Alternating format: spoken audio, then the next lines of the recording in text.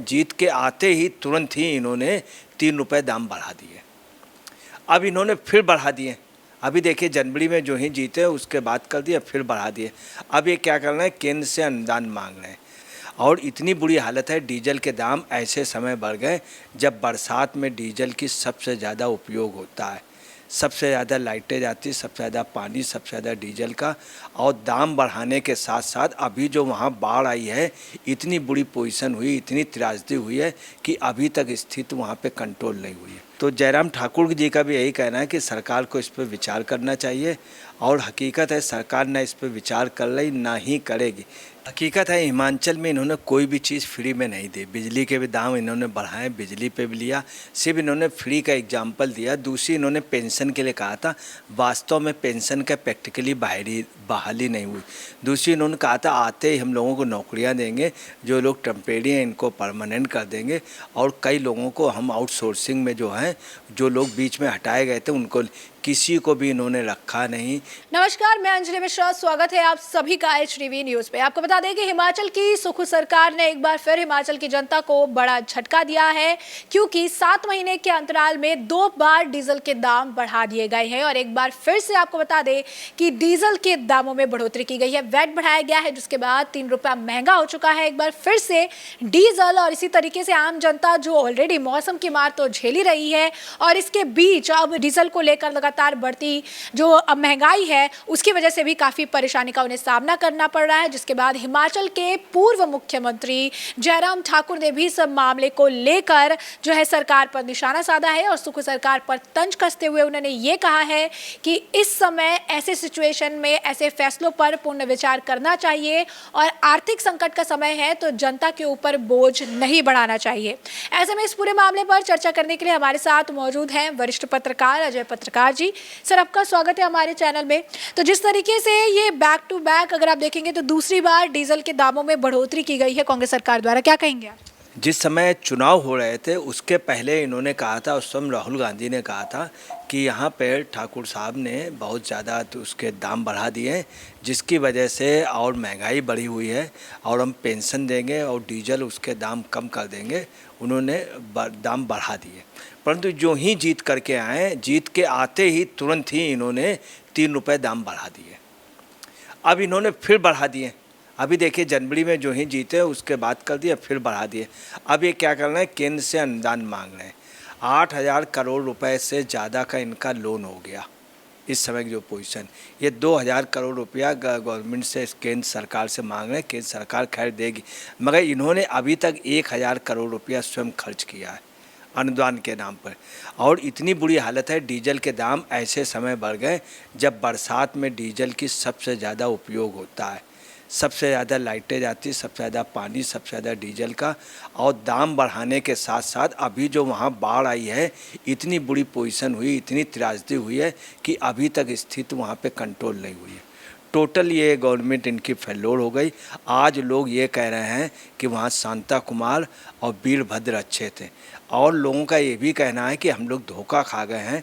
बिजली के बिल के उन्होंने कम करने के लिए कहा था, हकीकत है कि बिजली के बिल के दाम, बिजली के उन्होंने रेट भी बढ़ा दिए। दूसरा वही कंजम्पशन होता, उतने ही घर पे पंखे हैं और उतनी ही बल्ब हैं, मगर बिल ज़्यादा आ रहा, बहुत ज़्यादा आ रहा। कहीं ना कहीं आप ये कह रहे हैं कि जिस तरीके से ये फ्री देकर फ्रीबीज का जो लालच है देकर सरकार बना लेते हैं, और अब अगर आप देखेंगे तो आर्थिक संकट जो है आन पड़ा है और ये हर जगह का आलम है। कांग्रेस की सरकार कर्नाटक में आई, वहाँ पर भी यही आलम देखने के लिए मिल रहा है, हिमाचल प्रदेश में यही आलम है। फ्रीबीज के जो आप कह सकते हैं कि मंत्री जिन्हें कहा जाता है अरविंद केजरीवाल, उन्होंने भी दिल्ली का बेड़ा गर्क कर रखा है। तो कहीं ना कहीं ये फ्रीबीज जो है आधे से ज़्यादा परेशानी का कारण नहीं है। हकीकत है हिमाचल में इन्होंने कोई भी चीज़ फ्री में नहीं दी। बिजली के भी दाम इन्होंने बढ़ाए, बिजली पे भी लिया, सिर्फ इन्होंने फ्री का एग्जाम्पल दिया। दूसरी इन्होंने पेंशन के लिए कहा था, वास्तव में पेंशन का प्रैक्टिकली बहाली नहीं हुई। दूसरी इन्होंने कहा था आते ही हम लोगों को नौकरियां देंगे, जो लोग टेम्परेरी हैं इनको परमानेंट कर देंगे। और कई लोगों को हम आउटसोर्सिंग में जो हैं, जो लोग बीच में हटाए गए थे उनको किसी को भी इन्होंने रखा नहीं, कोई भी नया अपॉइंटमेंट नहीं दिया। ये भी आउटसोर्सिंग में भी किसी को नहीं रखा, कुल मिला के पब्लिक ये महसूस कर रही है कि भरतपुर लुट गयो, हम बहुत बुरी तरीके छले गए हैं, ठगे गए हैं और जो वादा किया था वो कहीं को नहीं। जबकि वहीं जस्ट उल्टा है, जब भाजपा सरकार आई थी तब उन्होंने शायद 7 रुपये के लगभग नियर अबाउट 7 रुपीज़ डीजल में दाम कम किए थे। मतलब 7 रुपीज़ बहुत ज़्यादा, बहुत बड़ा अमाउंट कम किए थे, इन्होंने लगातार बढ़ा दिए। अब ये पोजीशन है कि 10 रुपये 40 नए पैसे का जो है इनके ऊपर बैट और बढ़ गया। अब किसान को 10 रुपये 40 पैसे एक्स्ट्रा जो बोझ पड़ेगा बहुत बड़ा। और ऐसे टप पॉइंट पे जिस समय सब आप समझ लीजिए पूरी व्यवस्था पंग होती है, इस महीने में खर्च ज़्यादा होता है, आमदनी के जरिए कम होते हैं, तब अगर डीजल के दाम बढ़ जाएं तो कितनी ज़्यादा दुखद है। इसीलिए डीजल के दाम जो होते हैं वो हमेशा सितंबर अक्टूबर में बढ़ते हैं या दिसंबर जनवरी में। ये शुरू से रहा, ओपेक का एक नियम था जिसके हिसाब से इंटरनेशनल मार्केट में ये मगर इन्होंने डीजल के दाम कितनी टफ पोजीशन में बढ़ाए हैं और वो भी बरसात के समय। इसके अलावा आपको बताना है कहीं पे टोटल असफल हुए हैं और जो वीरभद्र जी की सरकार थी उनके कांग्रेसी कार्यकर्ता स्वयं कह रहे हैं कि ये सरकार बेकार है, इससे बीजेपी की बहुत बढ़िया थी। और कांग्रेसी कार्यकर्ता ये भी कह रहा है इनसे ज़्यादा अच्छे वीरभद्र थे और लोग वीरभद्र की मिसेस को उनके नाम पे वोट कांग्रेसी कार्यकर्ता ने दिया था, किसी सूरत में सुक्खू को वोट नहीं दिया था। हर कांग्रेसी कार्यकर्ता कह रहा कि वीरभद्र की वाइफ को हम लोगों ने वोट दिया था, उनको चीफ मिनिस्टर बनाया नहीं। तो जयराम ठाकुर जिस तरीके से प्रतिक्रिया दे रहे हैं, कह रहे हैं कि आपदा के समय है, जनता पर बोझ नहीं बढ़ाना चाहिए, जो फैसला है इसे लेकर पुनः विचार करना चाहिए, इस पर क्या कहेंगे? देखिए जयराम ठाकुर जी अपनी जगह बिल्कुल सही कह रहे हैं। तो जयराम ठाकुर जी का भी यही कहना है कि सरकार को इस पर विचार करना चाहिए और हकीकत है सरकार ना इस पर विचार कर रही ना ही करेगी, क्योंकि इनका एम्स है सुक्खू का, कि सुक्खू का शुरू से एम्स ही रहा है कि उनको चूँकि एक प्रकार से गिफ्ट में तस्त्री में मिल गया मुख्यमंत्री पद।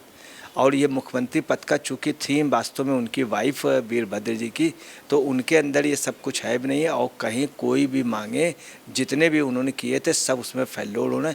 ये रिजल्ट इनका 7-8 महीने का, अब अंदाज लगा लिए 5 साल कैसे, तो ऐसा लग रहा है कि सरकार देखेगा पहले ही चली जाएगी। अब देखिए क्या है, वहाँ के चुनाव पे जब था तब राहुल ने कई जगह मंचों पे बोला था, शिमला पे भी बोला था, रामलीला मैदान पे बोला था और कुल्लू में जा करके उन्होंने स्पेशली बोला था और उन्होंने हाथ उठा करके इनको सुक्खू और वीरभद्र जी की वाइफ के लिए कहा था और उनके लड़के ने हाथ उठवा के कहा था कि मैं वादा करता हूँ कि जीतते ही ये पेंशन और ये फ्री में बिजली ये आपको दूंगा और साथ में डीजल के दाम घटा दिए जाएंगे।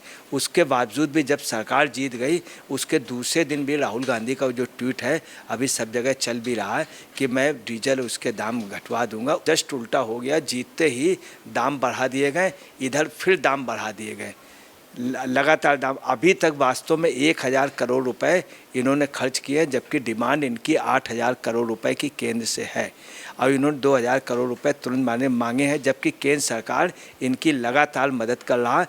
जो ही कांग्रेस की सरकार आई है और उसके बाद भी केंद्र ने तुरंत ही नेक्स्ट मंथ में ही इनको अनुदान दिया है। इधर अभी जो इनको अनुदान दिया गया है मार्च की लास्ट उसमें दिया गया, अप्रैल के फर्स्ट वीक में अनुदान दिया गया केंद्र ने, इसके बगैर उससे फिर ये केंद्र से कल है, केंद्र इनको फिर जो है जुलाई के लास्ट वीक तक इनको या अगस्त के फर्स्ट वीक तक अनुदान देगा। दूसरी बात सरकार को लेकर, जैसे कि राहुल गांधी हमेशा जो है बेरोजगारी के मुद्दे पर, महंगाई के मुद्दे पर, डीजल के दाम को लेकर, पेट्रोल के दाम को लेकर हमेशा केंद्र सरकार पर निशाना साधते रहते हैं, कहते हैं डीजल के दाम बढ़ा दिए, आम जनता परेशान हो रही है, आम जनता त्रस्त है। लेकिन जब इनके हाथ में सत्ता आई है, जब इनके हाथ में पावर है, तो इन्होंने 7 महीने के अंदर 2 बार जो है डीजल के दाम बढ़ा दिए, 6 रुपये अब जो है इन्होंने डीजल के दाम बढ़ा दिए है। तो ये इनकी दोहरी राजनीति नहीं है? देखिए अब क्या है कि राहुल गांधी ने जो भी बोला था, राहुल गांधी इसमें खामोश भी हैं। इन्होंने ही खुद डीजल के लिए बोला था, कायदे से इनको डीजल पे लिए अपनी दखलंदाजी करनी चाहिए। जयराम रमेश भी बोल रहे थे, मगर राहुल गांधी को मालूम है कि वहाँ के रेट बढ़ रहे हैं, उसके बावजूद वो कुछ नहीं बोले। उन्होंने बेरोजगारी के लिए और उसके लिए बोला था, बेरोजगारी का ये पोजीशन है, कोई भी अपॉइंटमेंट इधर नहीं हुआ है। आउटसोर्सिंग वाले भी उन्होंने अभी तक नहीं मना, अभी तक जितने भी थे उन सबको मना कर दिया। दूसरी बात, वहाँ पे कई जगह सेंटर खोलने थे और ग्रामीणों को पेंशन के लिए उसके लिए बात हुई थी कि नरेगा के तरीके एक स्कीम में और देंगे, उनके भी पेमेंट सबके ब्लॉक है। उन्होंने आवास देने के लिए कहा था। आवास में भी अभी तक उसके जो है उसकी ना ही एप्लीकेशनें हुई, ना ही आवास बनाने की हुई। अब आवास के लिए ये हो रहा है कि आवास तब वो वहाँ की पब्लिक का कहना है तब वहाँ पे मनी जमा करेंगे जब आवास का कहीं बनने का उसका लेआउट या अर्ध निर्मित आवास हो। वास्तव में आवास की अभी तक इन्होंने बनाने की कोई योजना ही नहीं की है। और डीजल पे भी इन्होंने जो किया है, डीजल का भी एकाएक घोषणा कर दी है, एकाएक कर दी। 10 रुपये 40 पैसे का बोझ बहुत बड़ा बोझ है और ये सरकार बिल्कुल फेल्लोल रही है। आप देखिएगा जो लोकसभा के 2024 में चुनाव होंगे उसमें इनका खामियाजा भुगतना पड़ेगा, क्योंकि ये पार्लियामेंट में वैसे भी हिमाचल में कई सालों से नहीं जीते। एक लोकसभा भी हिमाचल में कई सालों से नहीं जीत पा रहे हैं। और अब जो पोजीशन होगी हिमाचल में, वास्तव में कांग्रेस बुरी तरीके से वहाँ पे हताश होगी, कांग्रेस टूटेगी भी। आप देख लीजिएगा मोस्टली कांग्रेसी कार्यकर्ता वीरभद्र के साथ है।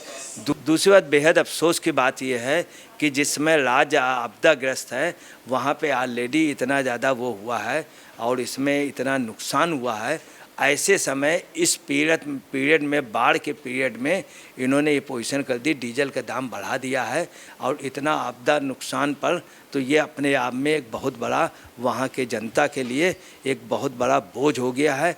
और जनता वैसे परेशान थी, इस दाम बढ़ने से वहाँ टोटल महंगाई बढ़ जाएगी, क्योंकि वहाँ पे ट्रांसपोर्ट मेन जो है वो डीजल और ट्रकों से है। वहाँ पे ट्रेनें कम है अपेक्षा, वहाँ पे एक स्थान से दूसरा स्थान काफ़ी दूर है, क्योंकि पहाड़ों का इलाका है, सब डीजल पे डिपेंड है। और डीजल के दाम बढ़ाना मतलब एक एक चीज़ की वहाँ पे महंगाई तुरंत बढ़ेगी। प्रीवियस में ये पोजीशन है कि वास्तव में हिमाचल में फ्री पे कोई भी चीज़ इन्होंने नहीं दी।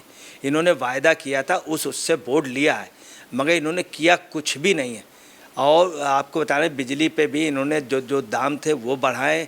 हर चीज़ में इन्होंने कोई भी चीज़ फ्री नहीं किया, सिर्फ फ्री के नाम पर पे इन्होंने धोखा दिया, वोट ले लिया है। और वोट के अलावा इनकी जो भी और भी जो वादे इन्होंने किए थे, स्कूल के लिए वादे किए थे, कॉलेज के लिए किए थे, वो भी बिल्कुल इनके निकले। उन्होंने कहा था कि यहाँ पे मैं उसको लाऊंगा इंटरनेशनल लेवल के यहाँ पे मेडिकल कॉलेज और यहाँ पे नेशनल यूनिवर्सिटी के लिए, नेशनल यूनिवर्सिटी का भी इन्होंने अभी तक नहीं प्रपोजल दिया। जबकि केंद्र सरकार इनसे लगातार कह रही है, केंद्र सरकार ने ये भी कह दिया था पूर्व मुख्यमंत्री के नाम से यहाँ पर यूनिवर्सिटी के लिए, उस यूनिवर्सिटी के लिए भी इस गवर्नमेंट ने अभी तक कोई न केंद्र को प्रपोजल दिया न कुछ दिया है। जबकि अभी आपको बता रहे हैं ये वहाँ से उनके जो मंत्री थे उन्होंने भी कहा था कि हिमाचल के लिए हमें कुछ करना है, परंतु प्रपोजल नहीं मिल रहा है। और अनुदान की बात है, लगातार केंद्र अनुदान दे रही बगैर वो। अभी जो इनके आपदा आई तो केंद्र ने सबसे पहले ऐलान किया, अभी तक राज्य सरकार ने कोई भी वो नहीं किया। वास्तव में वहाँ की जनता इस समय त्राय कर रही है। ऊपर से एक ये दे दिया है, ये जले पे नमक छिड़क दिया है जो डीजल का दाम बढ़ा दिया है। और उसका रिजल्ट ये होगा कि वहाँ की जनता सबसे ज़्यादा जो है बुरी स्थिति में इस समय देश की अगर देखा जाए सबसे ज़्यादा जहाँ त्राय है वो वहीं पड़ी है। तो जैसा कि आपने अजय पत्रकार जी को सुना, उनका कहना है कि जिस तरीके से हिमाचल प्रदेश में इस वक्त आपदा की सिचुएशन है, जिस तरीके से बाढ़ की सिचुएशन है और लोगों पर जो है ऑलरेडी काफ़ी परेशानी है, तो एक तरफ मौसम की मार है तो दूसरी तरफ अब इन्होंने महंगाई जो है बढ़ा दी है, डीजल में जो है इन्होंने पैसे बढ़ा दिए हैं और ये बैक टू बैक दूसरी बार इन्होंने किया है, जिससे लोगों पर, आम जनता पर बेहद ज़्यादा आर्थिक बोझ बढ़ता हुआ जा रहा है। और ऐसे में जनता जिन्होंने वोट किया था, सुख सरकार को भरोसा जताया था उन पर, वो अब ठगी हुई महसूस कर रही है। तो ऐसे में आपने चर्चा पूरी सुनी है, अब इस पर आपकी जो राय हो कमेंट सेक्शन में कमेंट करके ज़रूर साझा करिएगा। धन्यवाद।